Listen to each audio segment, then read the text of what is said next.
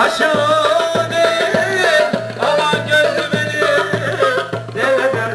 Aman aman sevmayı aman gel hala konuşalım aman bizi görecek aman şişman sevgilim pişmanım aman.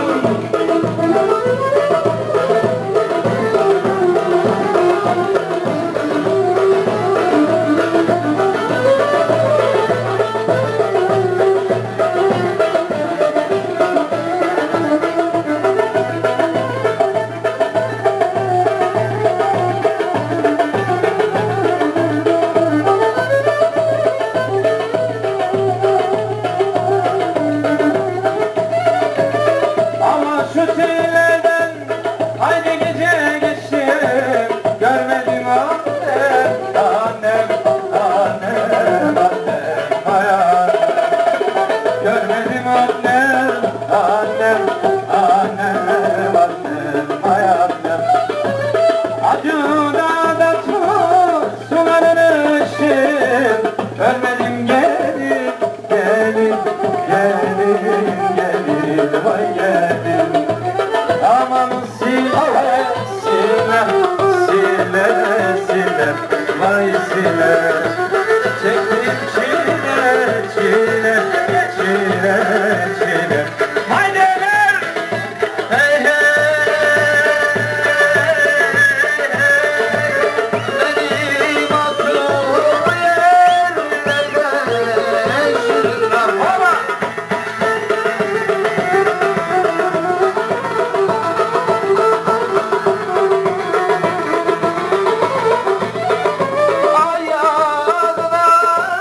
aman diyen taşlar aşırda aman aman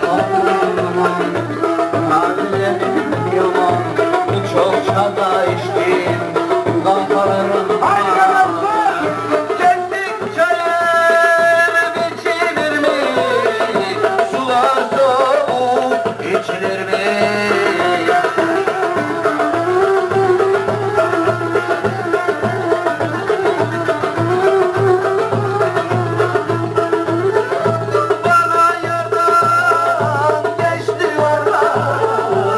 Yardan döndür geçirir mi?